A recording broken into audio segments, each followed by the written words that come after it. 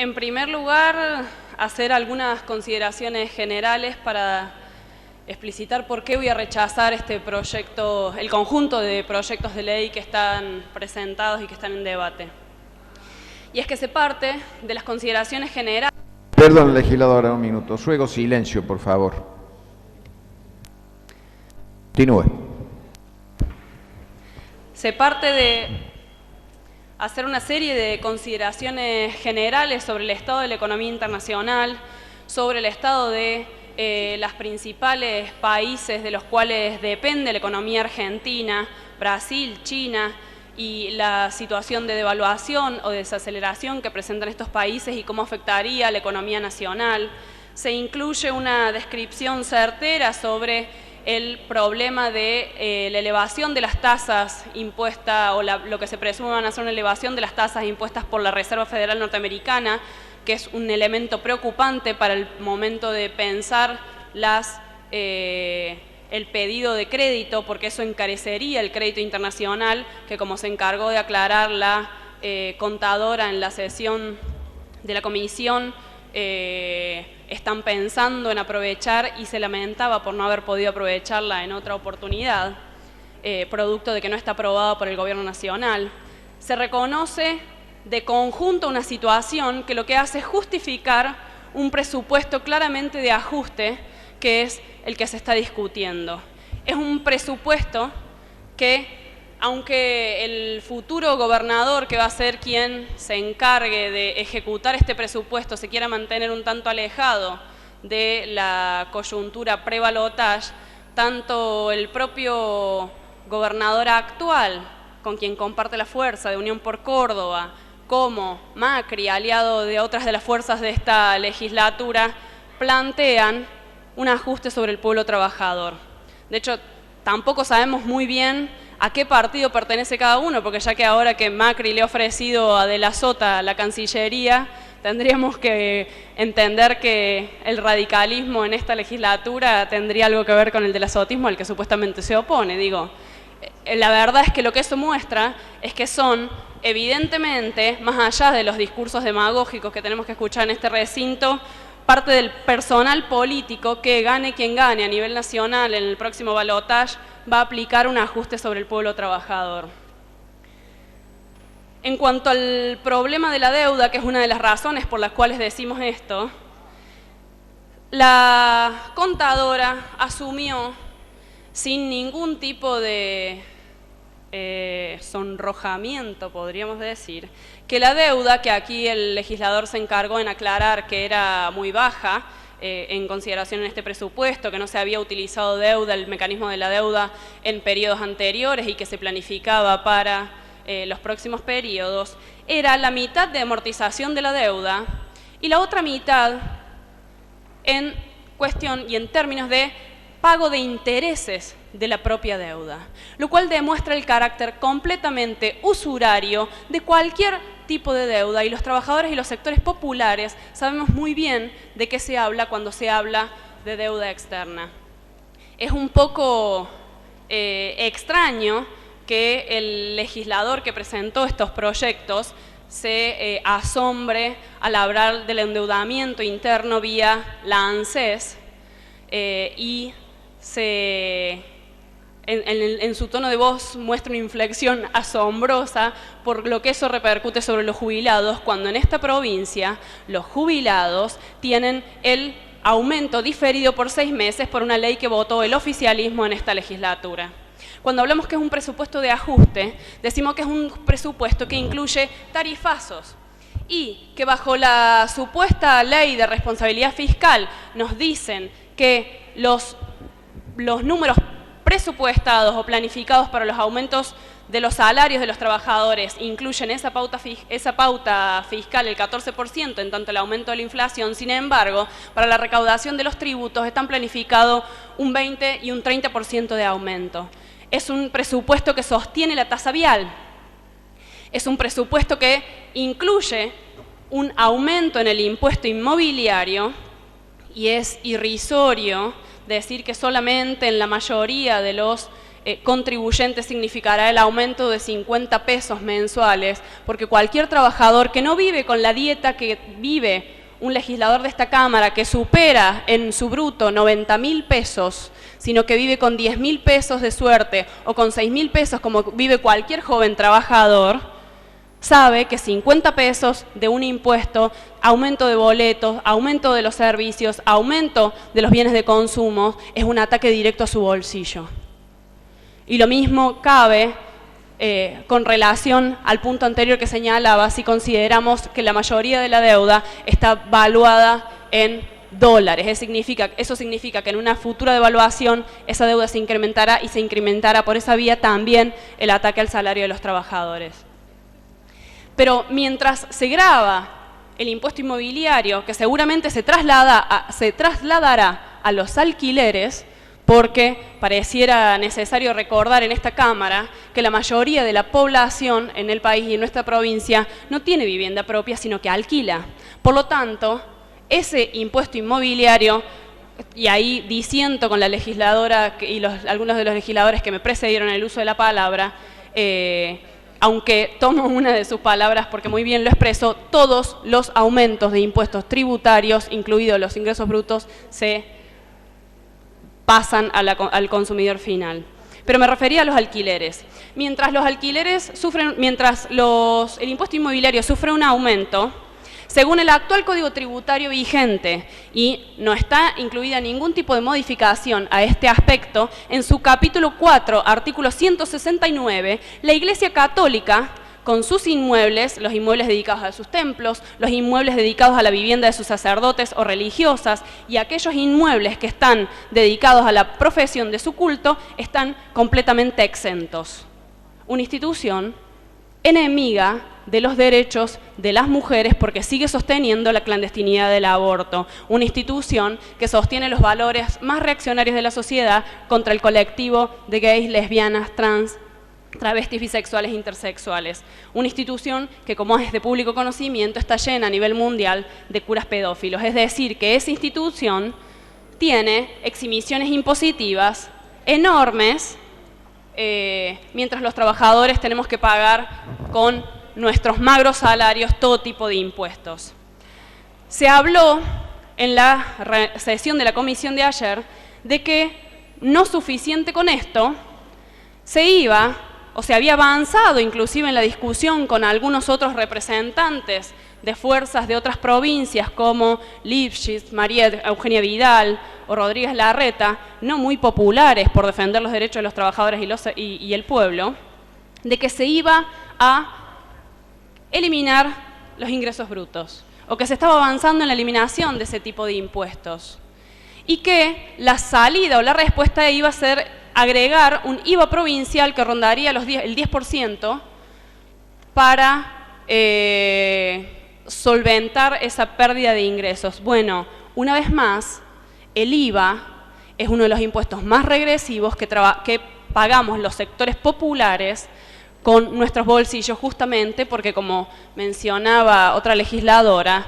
todos estos impuestos caen sobre el consumidor final, es decir, los trabajadores y los sectores populares que pagamos sobre todo los bienes de consumo como alimentos y vestimenta. Por eso, sosteniendo una posición de defensa de los sectores populares, es que planteamos que el IVA tiene que ser directamente eliminado para los productos de consumo popular como alimento, vestimentas y bebidas. Y por el contrario, esta legislatura, si defendiera realmente los intereses que dice defender y que hemos escuchado demagógicamente en boca de muchos, tendría que implicar de manera categórica la imposición de tributos progresivos a las grandes empresas de la provincia, a las grandes empresas productoras y comercializadoras. Por ejemplo, Arcor, Aceitera General de ESA, Sancor, que están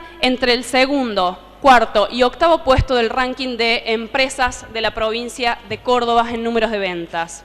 Las grandes cadenas de supermercados que lucran con la comercialización y la intermediación de estos bienes, los grandes negocios inmobiliarios y los propietarios urbanos, los terratenientes y los patrones del campo, las industrias automotrices.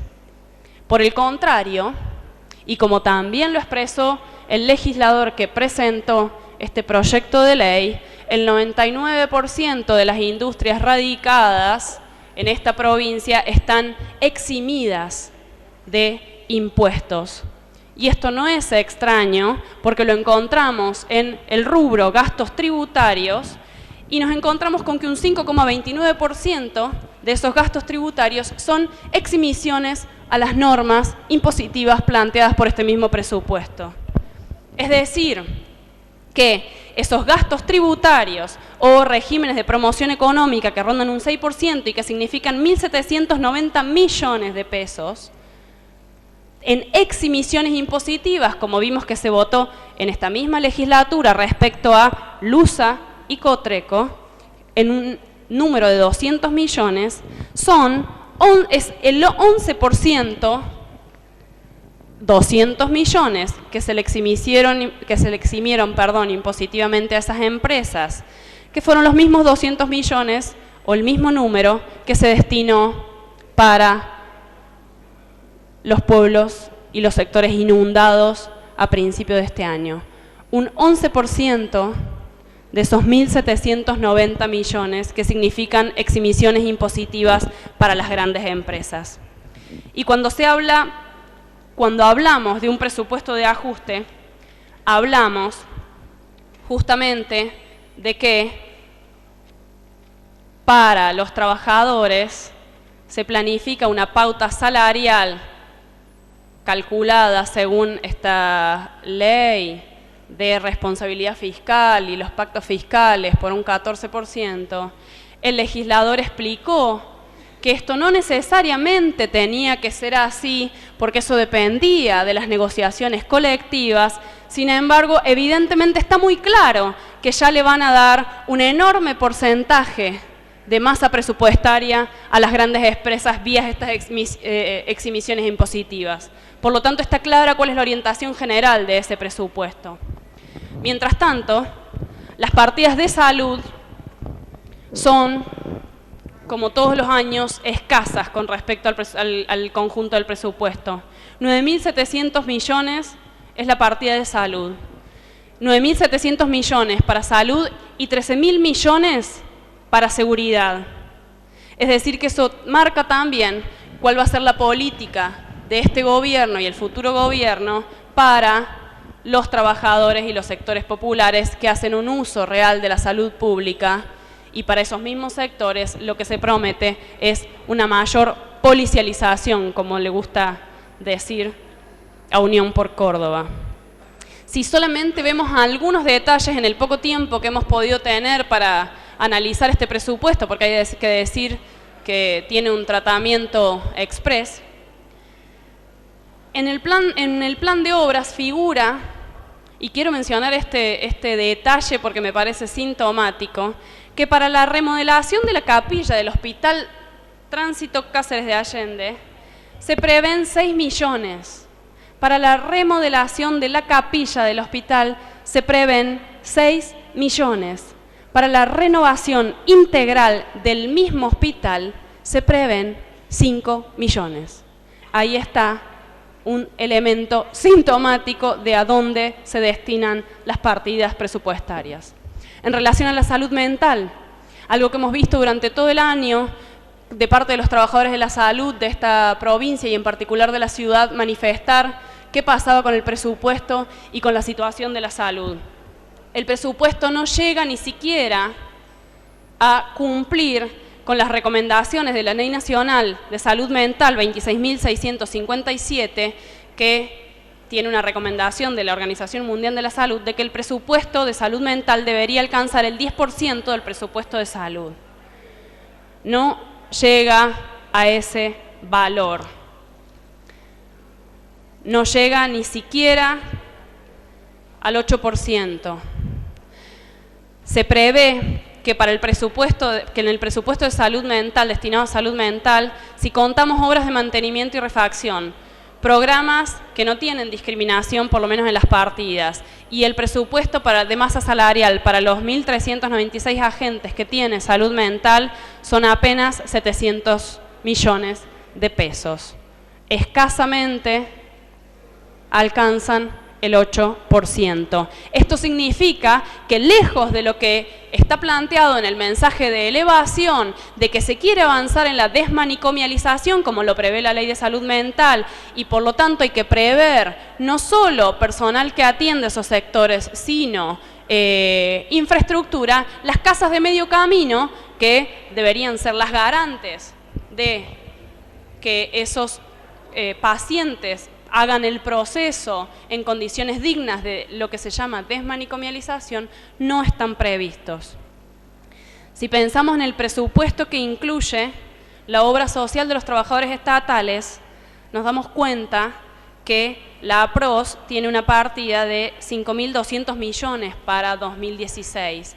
Comparando con la partida del año anterior, de 2015, que constaba de 4.077 millones, y le calculamos la inflación real que indican los índices de precios en general para este momento del año, que ronda el 28%, solamente estamos hablando de que esos 5.200 millones prevén apenas lo que debería actualizarse por inflación. Es decir, que ni siquiera está planteado lo que esta propia legislatura aprobó por propuesta del legislador González, que es que la APROS se haga cargo de los implantes mamarios para aquellas mujeres que han tenido que padecer una mastectomía. Es decir, que el presupuesto, como han dicho, es un dibujo y eso va en contra de los sectores populares y en particular en este caso de las mujeres. El programa de medicamentos y el programa de lucha contra el VIH tienen una partida de 29 millones. Solamente para reconstrucción, refacción y construcción de nuevas comisarías se prevén 88 millones de pesos. Una vez más, vemos hacia dónde está orientado el gasto en este presupuesto.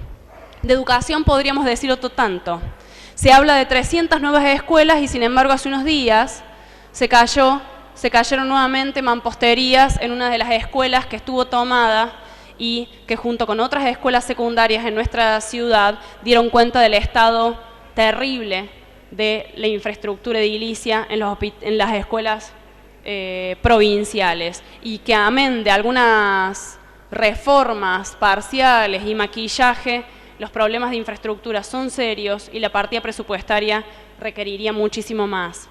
En el mensaje de elevación se habla de que se van a incorporar 600 salas para 4 años y que eso cubriría el 50% de lo que corresponde a las salas para la escolaridad de 3 y 4 años, acorde a lo que había planificado el presupuesto del 2015 de 130 salas. Yo me pregunto, ¿con qué docentes se están cubriendo esas salas y esas aulas? Así como la propuesta y el plan de las salas cuna.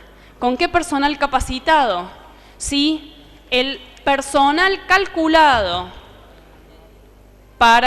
dentro de la planta estatal para el presupuesto 2016 es de 98.505 agentes.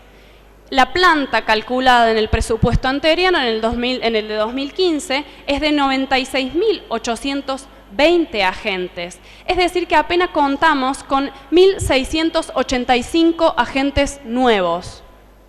El mensaje de elevación indica que de esos 1.685 agentes nuevos, 1.500 son agentes de policía, señores y señoras. 1.685 agentes nuevos y 1.500 son agentes de policía. Ahí están, y ahí está una vez más la orientación de este presupuesto. Seguramente esas salas de 4 años, esas salas cuna, como lo hemos visto en el caso de los planes fines, en los planes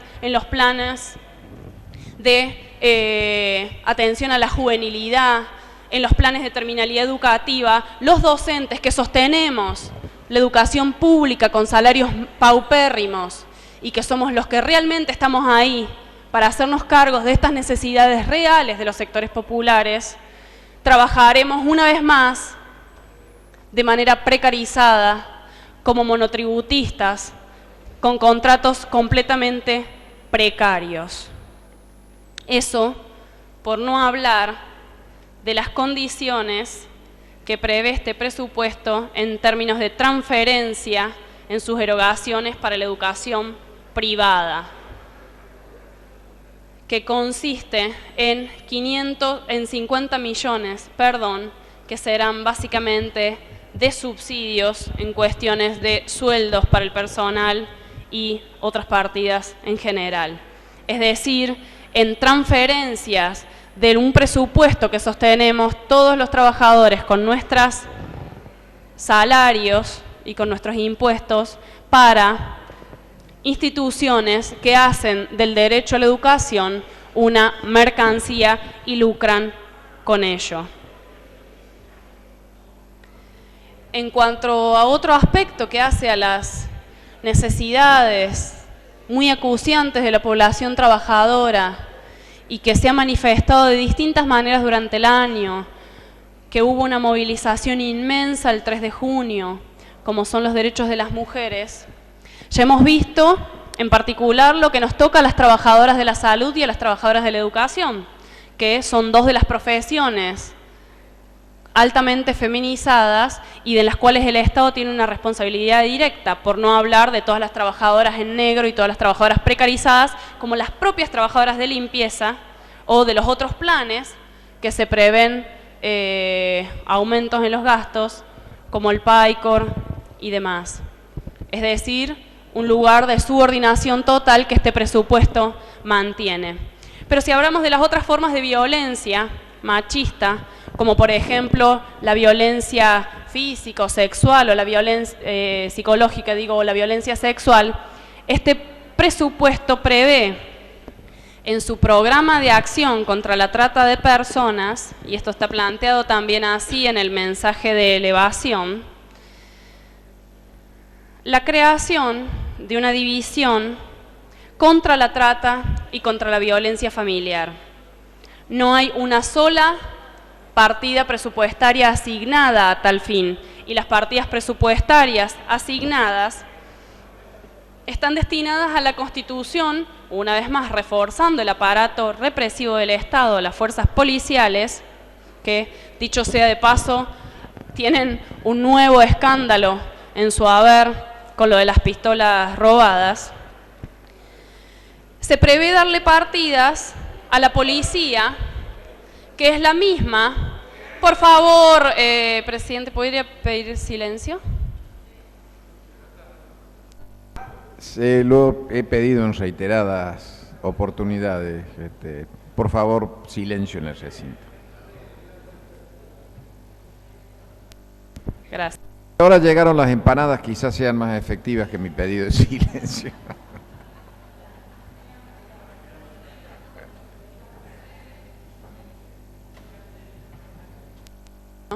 Gracias.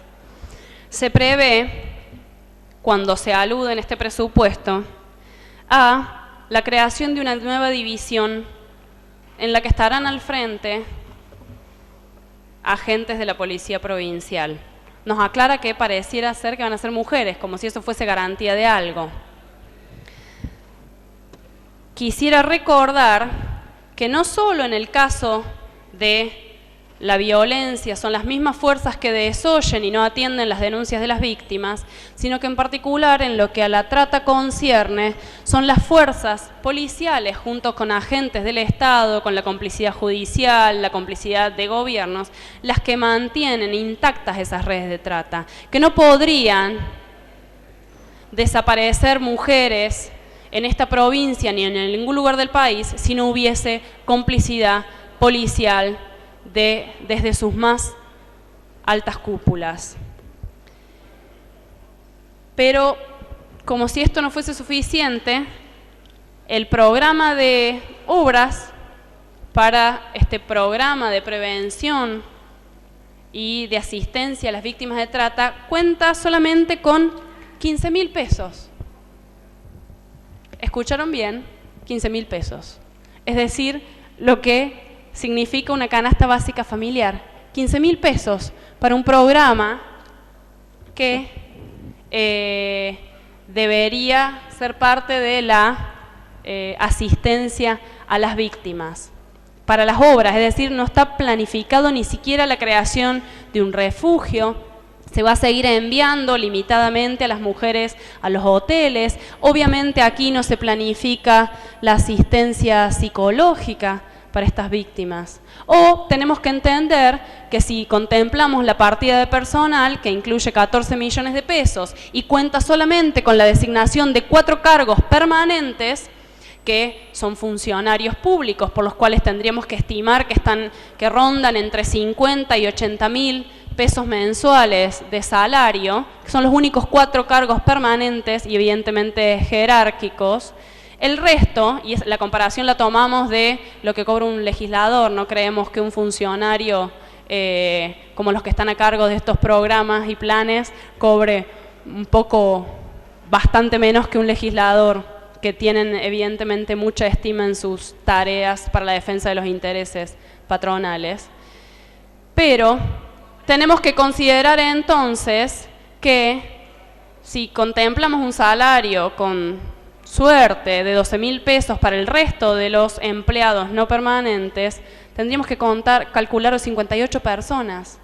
58 personas para atender la situación de víctimas y de sus familiares que penan de un lugar a otro exigiendo la aparición con vida de las víctimas de trata, como Soledad Cuello, que hace 6 años que busca a Yamila Cuello. Es decir, que no hay una sola ni más mínima preocupación con respecto a este punto, salvo que entendamos que lo único que hay que hacer para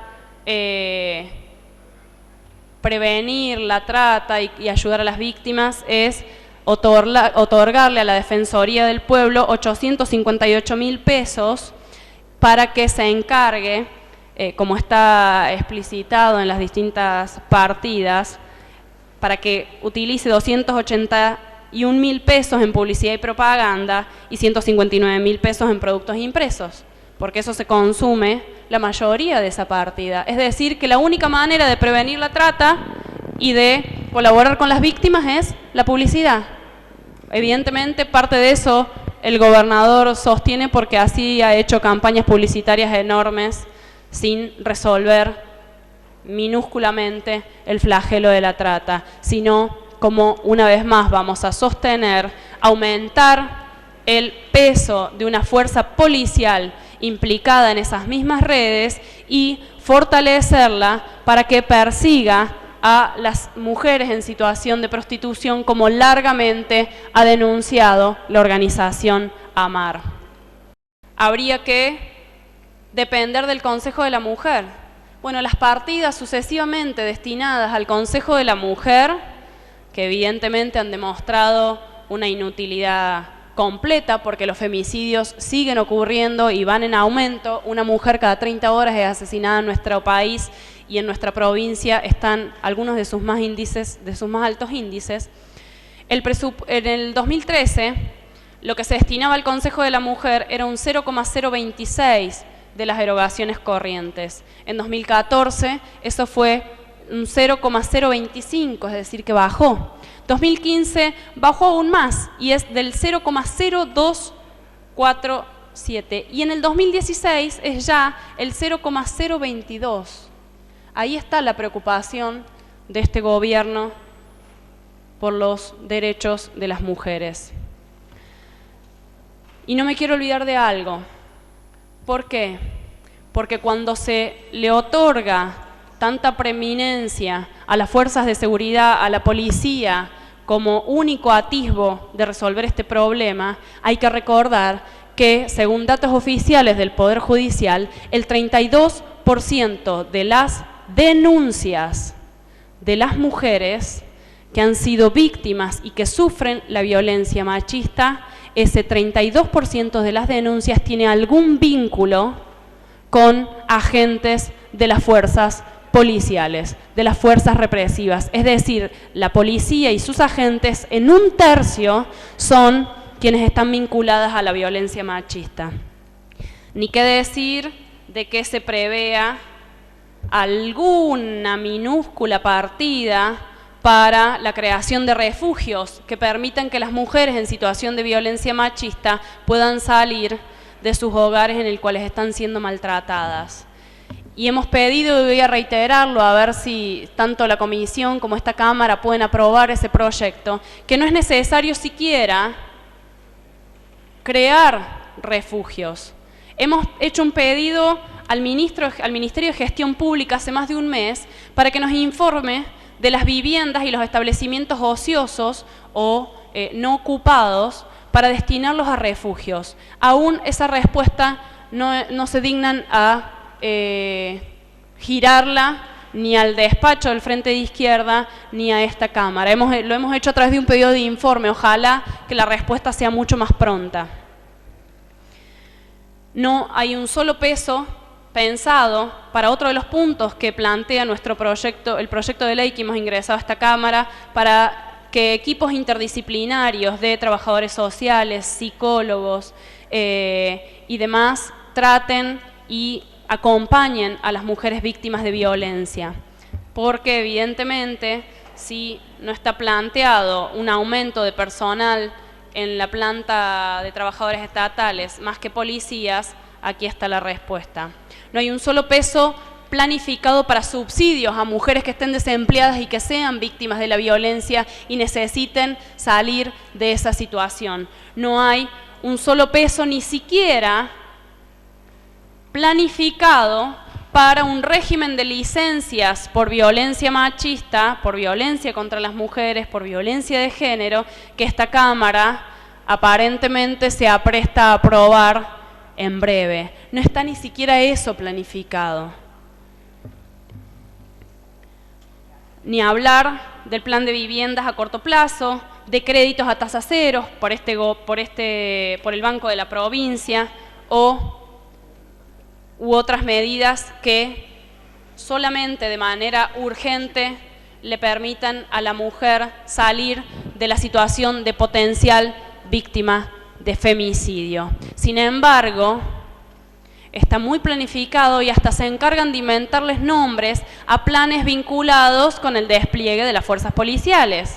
Y nos encontramos con nombres aparentemente simpáticos como policías de los barrios, como patrullas de prevención ciudadana, como patrullas de prevención rural. Yo me pregunto, y creo que tengo la respuesta, sobre qué opinan sobre estos nombres que pretenden ser simpáticos los miles y miles de jóvenes que se movilizarán próximamente en la Marcha de la Gorra, repudiando la represión policial, repudiando el gatillo fácil, repudiando el código de faltas que sigue vigente en nuestra provincia. Solamente por estas razones, que son apenas algunas, desde el bloque del Frente de Izquierda, en esta primera lectura, rechazaremos porque no responde a los intereses de la clase trabajadora, sino a los intereses de las patronales, de los grandes empresarios de la provincia, de sus gobiernos y de todo su personal político, este presupuesto y estos proyectos en debate. Muchas gracias.